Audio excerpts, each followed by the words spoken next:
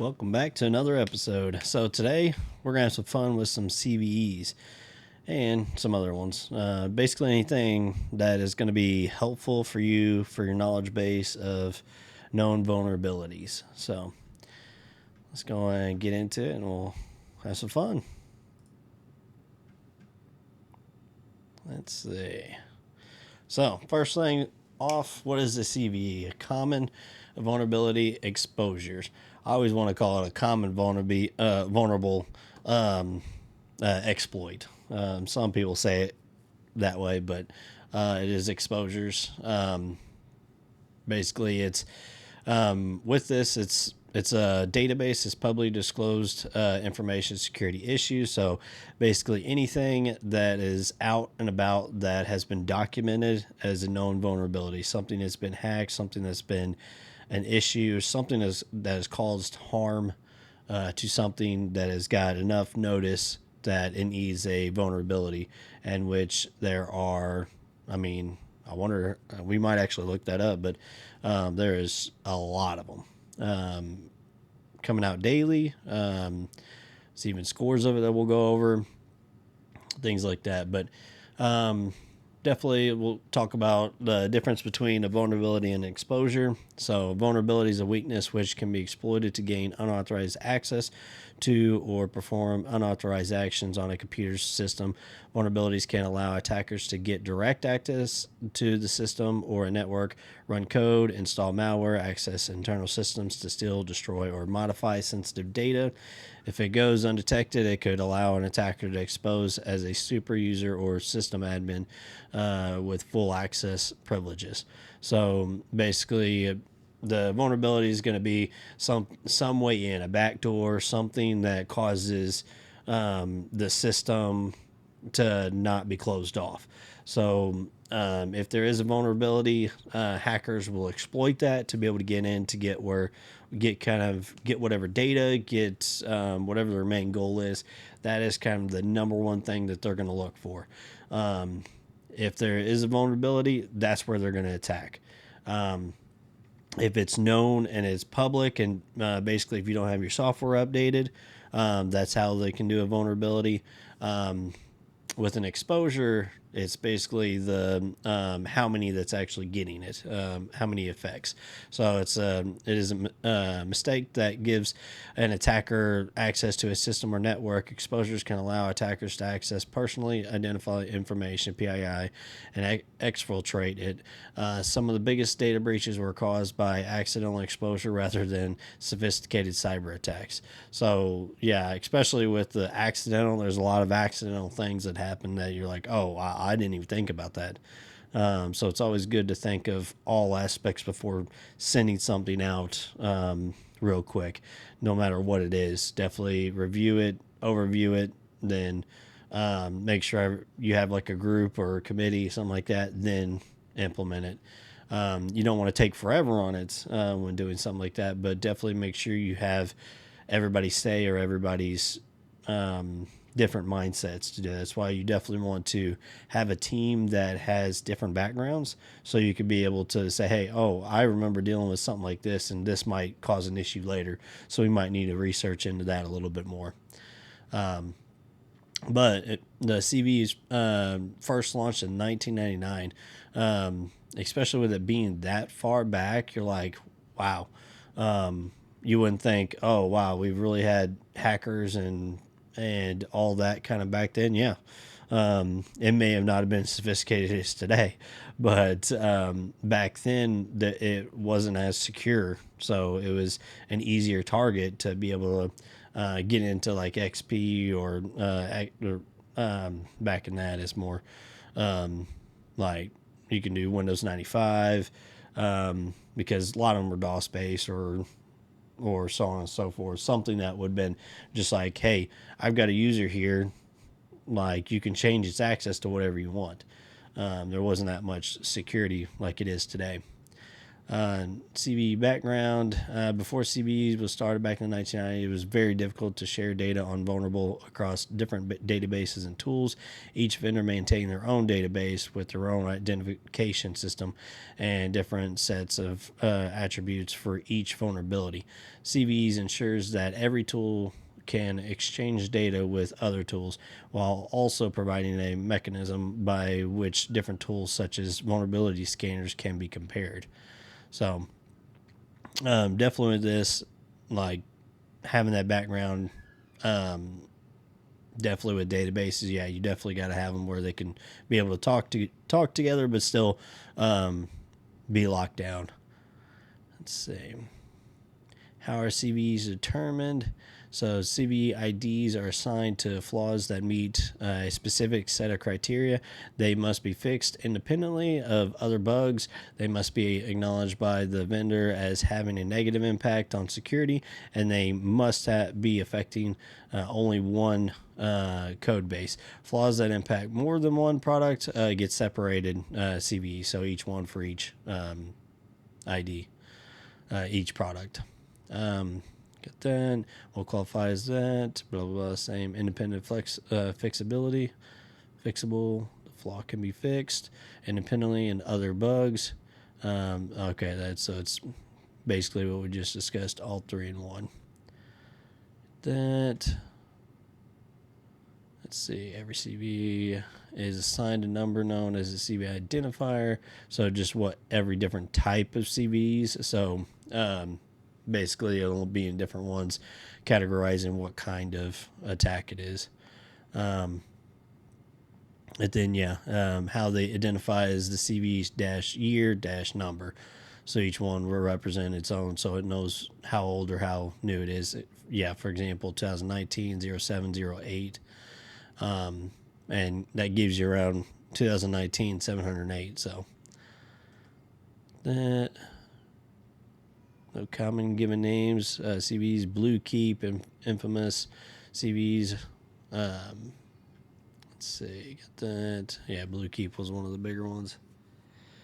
And then benefits of CVEs, definitely sharing details around all organizations.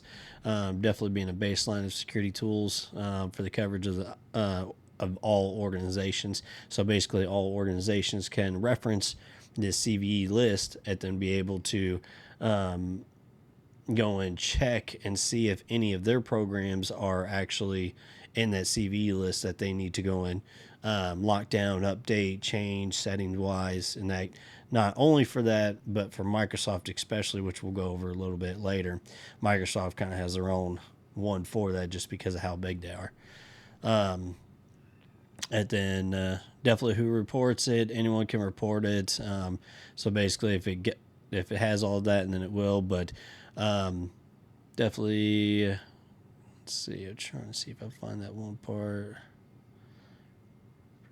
Posture. So if anyone does, I mean, basically can go in there, but they're going to definitely question it. So just like with anything being put in there, full list of CNAs include many household names, including MITRE, which we'll go over.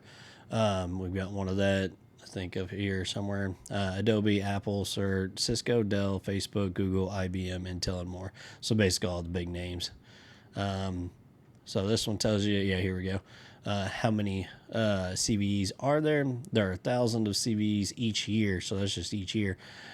Since the CVE program has started in 1999, over 130,000 CVEs identified have been issued over the last few years. There have been 12,000 to 15,000 new CVEs annually. Large software vendors with many products represent a large portion of the reported CVEs. Microsoft and Oracle, for example, each have over 6,000 reported CVEs across their many product lines. So the bigger the companies are, they're going to have more CVEs and say, hey, we've got a known vulnerability, you need to patch that. And especially the Windows updates, that's where a lot of those come into play too. So it's always good to do those Windows updates as quick as possible, or you can at least reference off their site, like if it's important for you to update it at that time if it affects your system. Now keep in mind it might something that within Windows that you don't actually use on a daily basis, but it's in the background, it still may need to be updated, just for the fact of that is a backdoor still, even though you don't use it, but it's still on your computer. If it's taken off your computer, then yes. But if it's something that is still on your computer, you still need to update it, even if you don't use it. But yeah, looks like 2018 was a big ones for CVEs for the time frame. I wonder why they only have for 2019, or if there's more. But if you guys know the most recent from the next years after, you can always post it below. It's probably out there, but either way, we know it's high, so it's a lot of them. Get that. And then, so yeah, we'll go to the NIST, National Vulnerability Database. We'll go through some other ones up here. I've got some little tabs to go through. So, but with this, stands for Common Vulnerability and Exposures, like we said before. Publish sharing information on cybersecurity vulnerabilities exposures. What is the difference between CVE and CVSS? So CVE is a database of known vulnerabilities and exposures. Every entry in that database has a corresponding CVSS score. So the CVSS score calculates the severity of the CVE. More complete description available here, but basically meaning that with every common vulnerability exposure, there's always a score that will rank it how bad it will be hacking wise. So if it's a higher score, take precedence over that, and then a lower one. I think that's it for that one. So then we'll get more into depth with this. It's like, so we went over that, kind of the scoring system. The CVE is the same. NVD, so the National Vulnerability Database, is a database maintained by NIST that is fully synchronized with the MITRE CVE list. So they help each other out to have a nationwide database to help everybody out. And then, so let's see, differences. Oh, here's a good one. We already know that one. Differences between CVE and NVD. CVE list feeds into the national VD, NVD. So both are synchronized at all times. The NVD provides enhanced information above and beyond what is in the CVE list, including patch availability and severity scores. NVD also provides an easier mechanism to search on a wide range of variables. Both CVE and NVD are sponsored by the U.S. federal government and are available for free use by anyone. And with that right there, it's definitely good because it gets that information out, so that way anybody can be able to keep up to date with the businesses and everything else. But in turn, that also helps the hackers out because they're like, oh, well, I can go and look this up and say, hey, I can't do that because it's already been locked off in that time frame.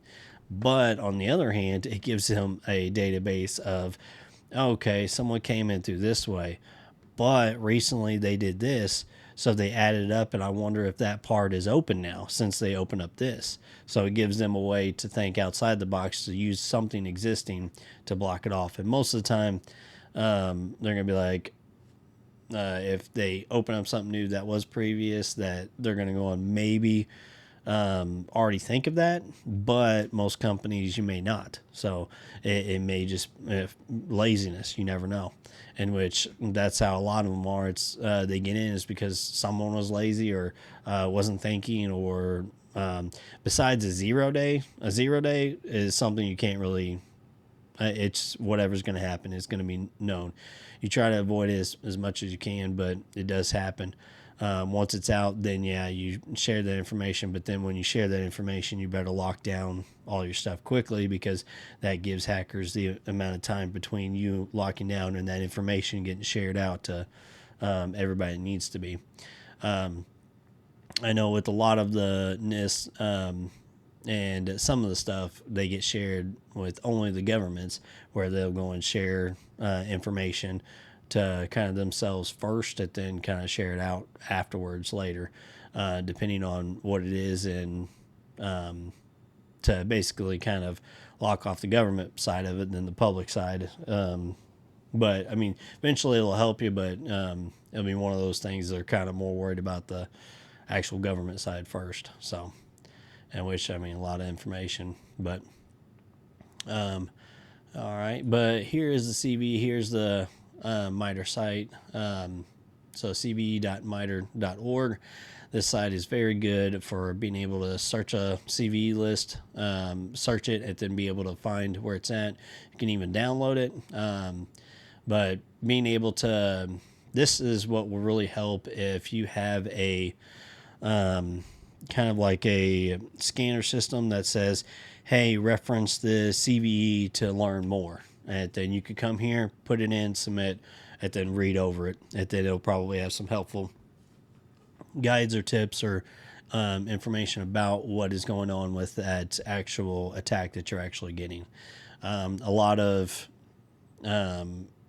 like protection or antivirus or whatever security system that you might have, they'll just reference the CVE list because they don't want to have that long list of, hey, let me teach you all about security in that time frame. So they're like, hey, go and refer to the CVE site to go and learn more, or to gain more access to what you're wanting to needing to block off or whatever.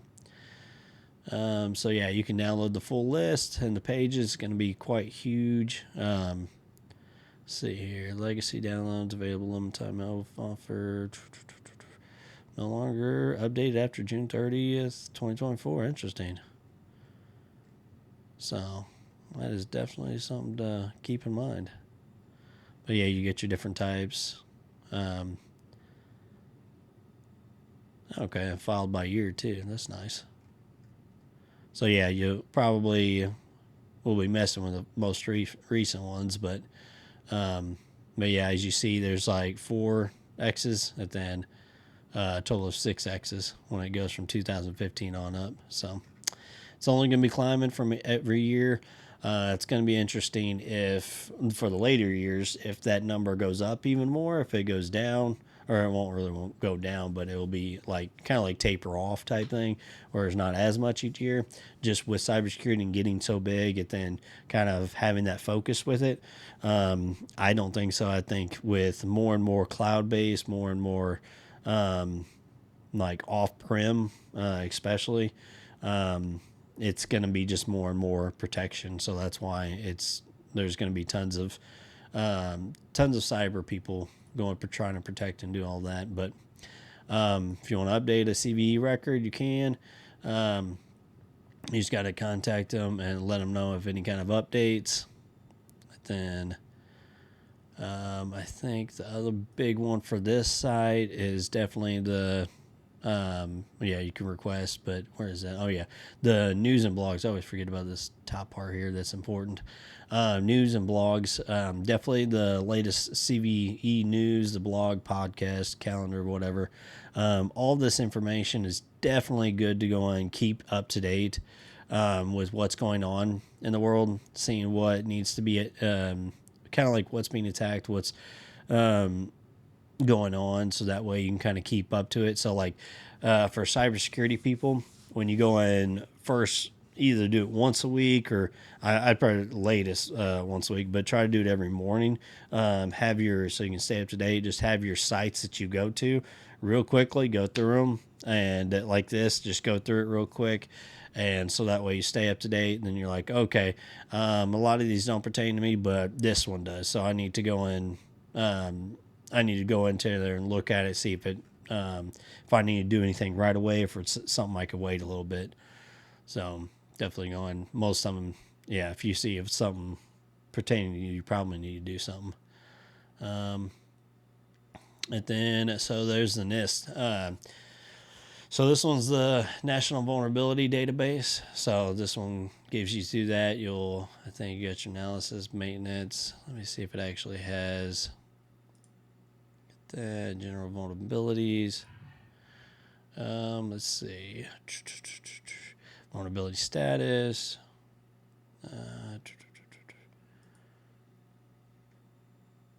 That gives you all that information.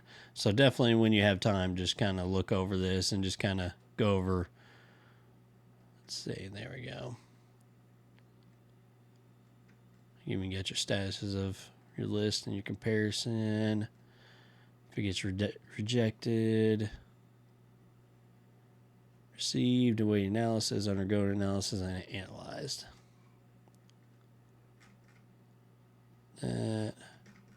So that's how, if you want to go and be able to submit one. See what products they've got.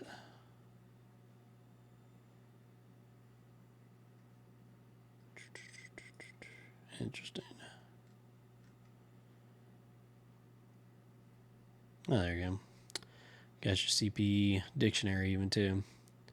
So definitely with this, it's one of those things like always have the NIST up and available, so you can be able to.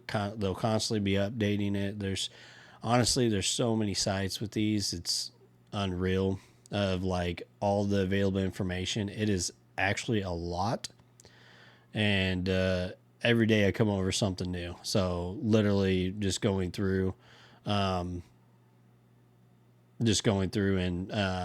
clicking on it, looking for something new. If you see something cool, go and click on it. So keep that in mind. This is what I was looking for too. Search vulnerability database. So you got CISA, which is another one, which is really good, which I think is our next one. But you can keyword search. So basically, if you want to go and do that, if you want all time or last 3 months, go and say, hey, I wanted to do over Adobe. Let's do that. Gotta be something. So yeah, so here you go. So with Adobe, 2024 30292. So something even just recent. Adobe Framework Maker version 2020.5, and earlier affected an out of bounds write vulnerability that could result in arbitrary code executing in the context of the current user. Exploitation of this issue requires user interaction, and that a victim must open a malicious file. So with this one has, and that's T, by the way. I just thought about that. So 7.8 being high. If anything's in red, it's definitely high. With that, you definitely want to. That's like the clicking on. I know there's a lot of Adobe ones with, oh, please sign in to go and get the credential stealing. But especially with Adobe, it's all about PDFs. So when you click on a PDF, there's a link, there's something, or it redirects you. That's why Adobe's one of the bigger ones kind of for that. But it's the same as Microsoft or even Apple or a lot of those other bigger companies, because they're easier targets because they are bigger. So, but honestly, it's like if you guys have a day, just literally just go and pull up different keywords for it, search this. But I would have this saved, this site right here saved, so you can be able to pull it up anytime you want and be able to look that up. We'll go to our next one. So this is the CISA. So with this, I was trying to think, what's this? I think it's like, yeah, cybersecurity infrastructure security agency. So cyber defense for the state. So known exploit vulnerabilities catalog. Yeah, I'll have your available formats so you can be able to download them. Here's an Oracle web server CVE 2017, a little bit older one, but it's injection, command injection. And then, so most of these will 2024. Wonder why this one is 2017. So I must be bringing it back. So this one might be one that was happened before that got updated.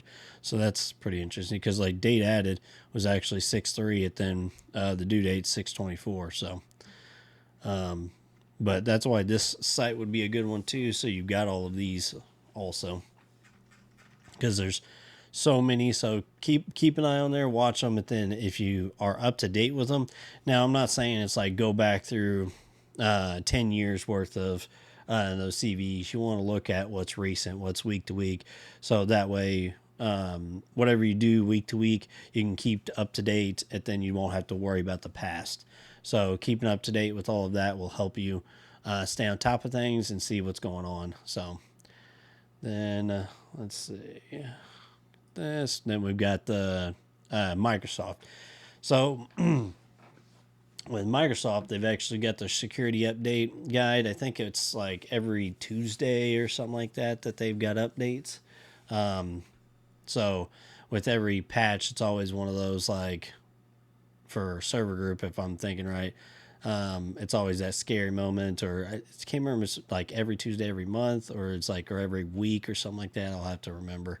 I don't really deal with that anymore too much. So, but with that, it's always that scary moment. It's like, okay, hey, what's going to break today? At least it's not a Monday, but it's still a Tuesday. So it's like, you really want something to break. I mean, or you really don't want to have a headache the rest of the week, pretty much. So, but you got your vulnerabilities, tell you from day to day, like June 3rd, this many came out that day. Chromium, at the out of bounds, right, was Streams API. Then that's not out of bounds. Free media session after free and dawn. Confusion in V8. Let's see. Inappropriate implementation and download. But as you see, a lot of these are like Microsoft Edge, Chromium, in which right now, in my opinion, it's like with Edge or Chrome. I mean, I'd still prefer Edge right now. I really love Chrome, hence I'm using it right now. But it's being, for the average user, it's really bad. They don't know what they're clicking on. They've gone have a lot. I clear out my cookies quite often, so I don't have anything really attached, and I don't go to sites that really have pop-ups or things like that. So I mean, it really doesn't matter with me if I use Chrome or Edge, but like even, and if it does, I know how to go and clear it off, so it's not that big a deal. And I don't have any information that really matters, so it doesn't really matter. But come down here, you see Visual Studio, Azure Monitor, Microsoft Intune, tampering. Wow. So yeah, you got your max severity, which is important right here. So Microsoft Intune, that's crazy. Tampering, Android mobile application management tampering. So yeah, especially if you're in the MDE, MDM, MDE was the same thing. Basically, that one right there would be a definite one you want to look into if you have Microsoft Intune. Basically, you're wondering, which actually, let's click on that. I'm curious now. Being able to tamper with that. Improper access control. Jeez.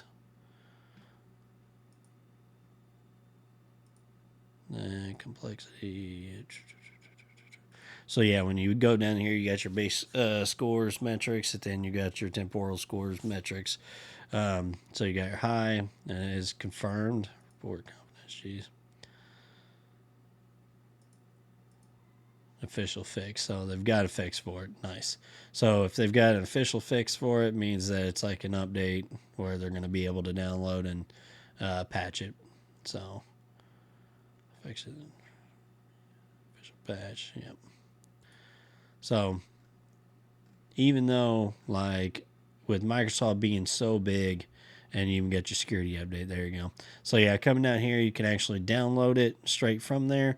Some, depending on what system you have, they're already going to come up in the updates. But in my opinion, I would definitely search for that specific one in the computer and for your updates. And if not, download it, get it done, make sure it's up to date. But I mean, to be honest, with security wise, it's hard to go through all of these CVEs. And I mean, literally, you can have one person just working on it the whole time, going and checking hey, what needs to be updated, what hasn't been updated.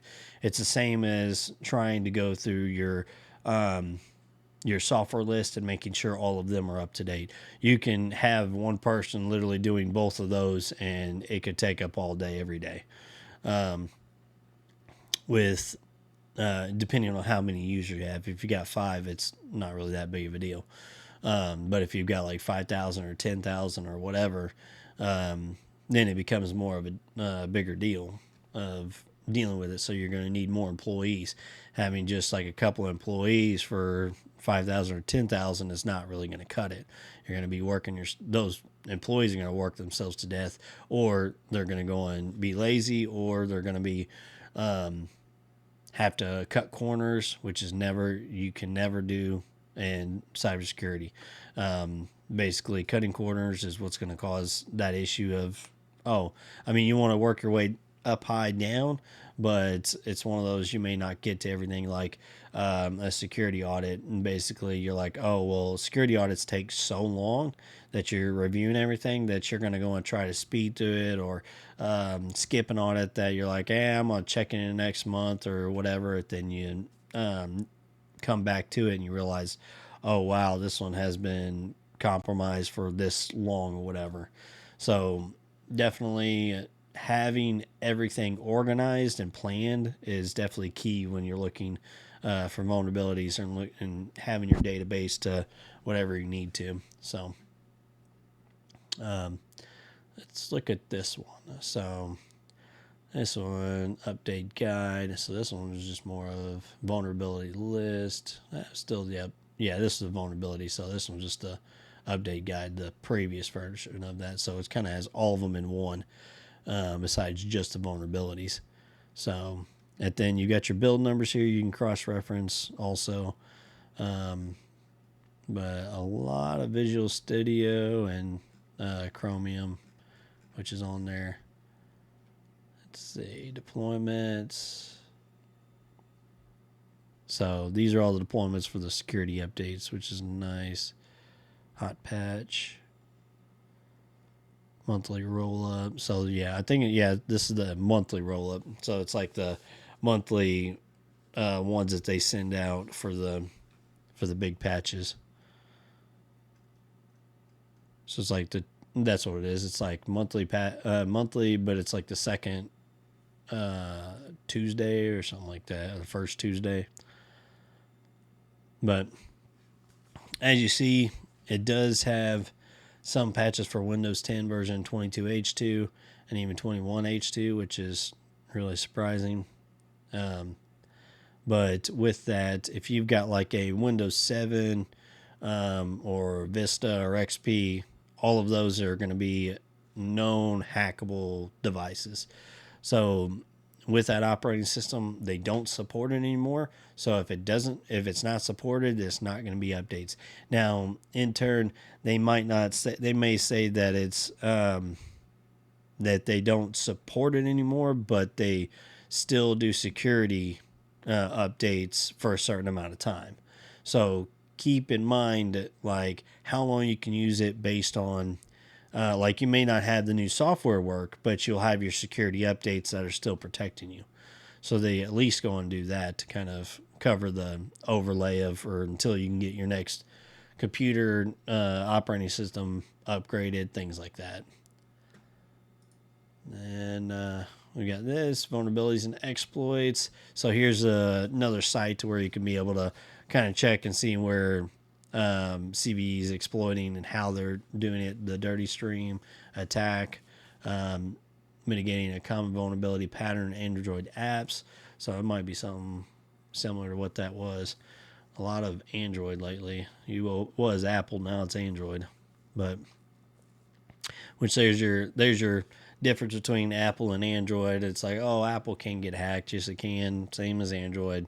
I'm an Android person. I like the more open source, but I've got both of them, so it's not like I haven't test drove either one of them.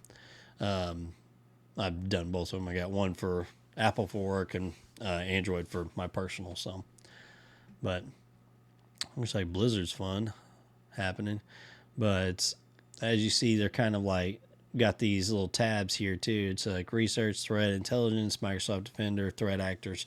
So basically, with this, it's like, hey, Microsoft Defender found this exploit or found this tool or whatever that was popping up for that threat actor. Cloud security, Microsoft Defender for cloud threats, which is nice that it's actually being able to find these. But you kind of wonder how many threats that you're not finding, which are the basically the 0 days or whatever, which for the most part, with a lot of these CVEs, they go and add a lot of like Microsoft Defender, and then whatever it's like Norton, McAfee, Kaspersky, all of those.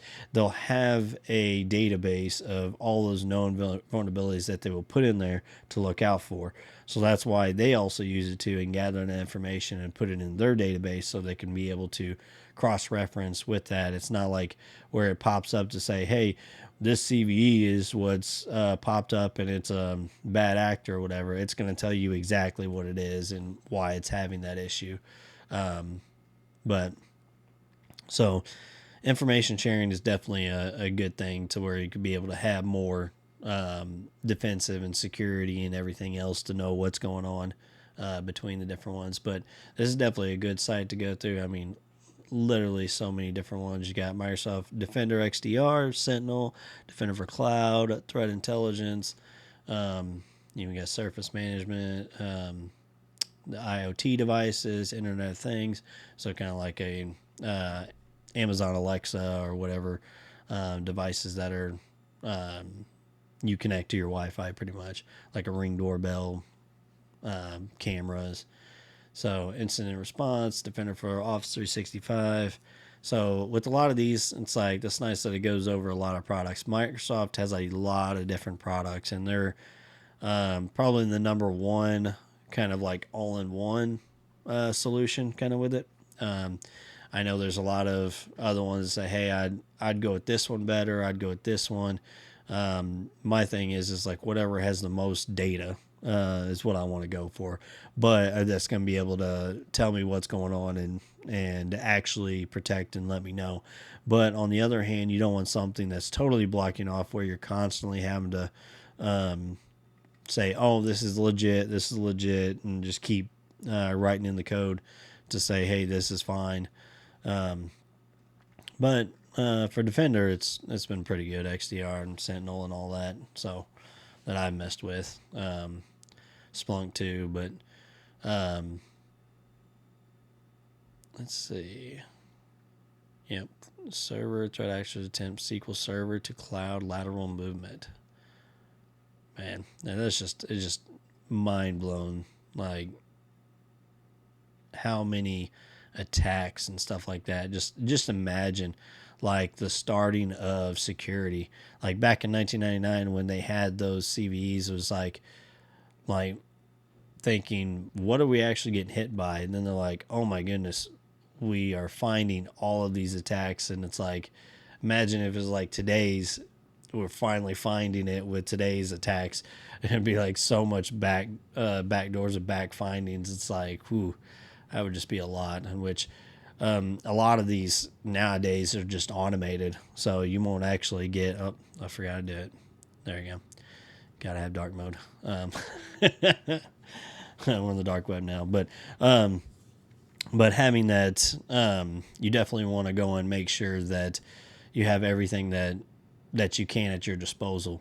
But I mean, I just couldn't imagine it being that way back then, and then having to first find and be like, what are we even looking for? It'd be a database of finding whatever's out there. But let's go and move on to our next one.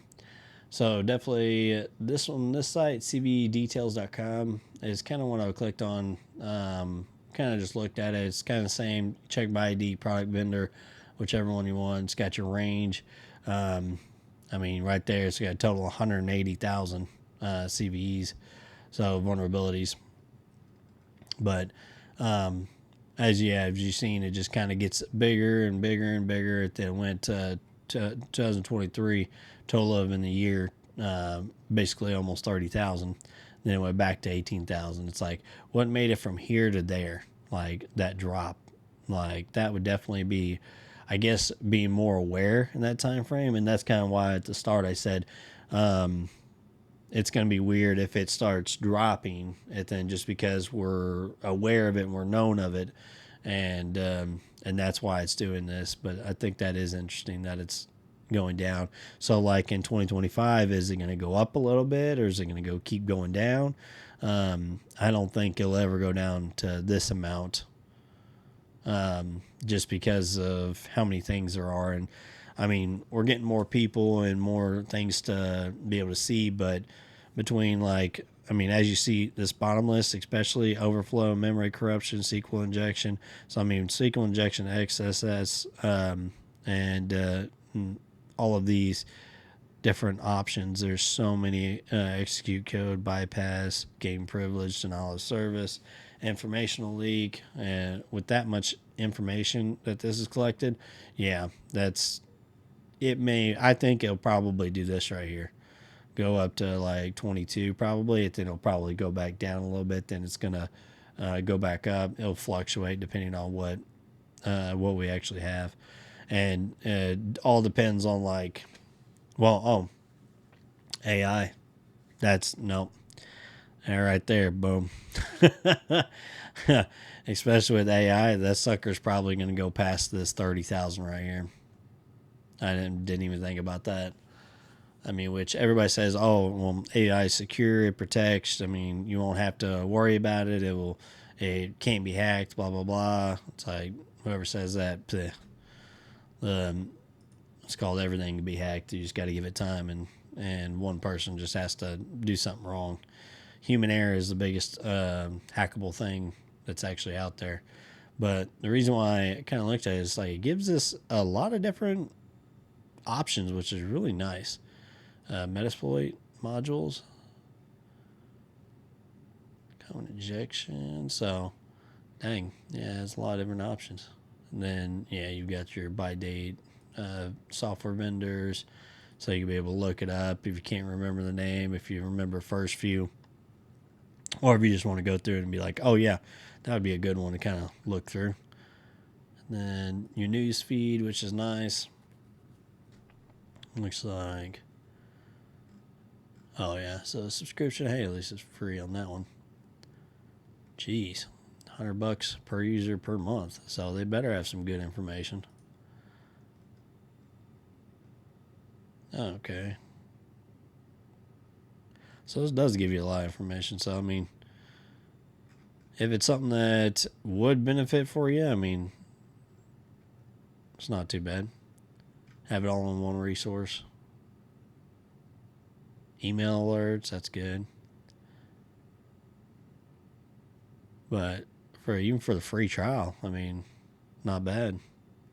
Exploit database, Metasploit, open source. Oh, that's nice. Emerging ones. So yeah, it brings you the same thing. So this gives you intel. Every one of them is going to go and pull up with the same thing. So yeah, having something like that is actually pretty nice. So this is actually a pretty good site, CVEdetails.com. I definitely go and add that to your list. So definitely, if you're going through this series with me, I would probably make up a folder in your favorites. Go and save all of these sites that I've shown you. Just go to them, save them, and just save them on the site that you actually want to keep as your home page. Then file that as CVEs Intel, and that way you don't have an option for you if you ever need to reference or go back to it or anything else like that. But yeah, with this. So this one will be a little bit shorter since I only wanted to talk about CVEs, but definitely with this, gathering information to help each other is definitely key. This information is more based on the information of known vulnerabilities and hacks that have been used in the past. I think it is really good to kind of know that information, but if you do actually go in depth into one of them, There was one site I don't know. I was gonna show you, but I can't remember which one it is. But where it goes and shows the actual like how they hacked. So that one especially for hackers is really good for them to kind of do their own research of finding a different way, an easier way to hack. Have something similar, just call it like um, do the same thing but add to it, so that way they can get past it. If it's a known vulnerability that they didn't patch all the way, they just patched it for that section, but then they can use it for another section, or for a different company. It depends on who you attack. At the end, it might be only for certain companies and the other ones don't. So definitely keep that in mind. But if you're going into cybersecurity, you definitely need to know CVEs, because when you're going to be going through those through the logs will have CVEs with them, and they will go and tell you with it. But to be honest, they will pretty much, some will keep it short and to the point. They might have a more details, click on it, and then it'll kind of go in more in depth. But you definitely want to be familiarized. That's the best way, is be familiarized with them. If you can be familiarized with them, it won't look all like jargon or like weird. Like basically, it wouldn't look like a coding that you don't know any coding for. So, but it's not that hard to kind of just read over and do that if you're in security, or like you're going into it and you kind of research all the other stuff. So, but yeah, short day today. Didn't do the full hour, did about 46 minutes, something like that. But if you have any questions on there, type them down below. Like, especially with CVEs, if you guys have some really good ones for those senior people, a really good CVE that comes up a lot, put it down below to help them out. And so that way they kind of know what to look for a little bit more in depth, and or your favorite one. Not favorite in a good way, but favorite isn't like, this is interesting. This is, I've never thought about this before, even over time, or used for one of the big hacking stories that have been out. So that way some of the viewers can go and review it and look it over, and kind of go from there. But yeah, until next video information, I'll see you then. Bye.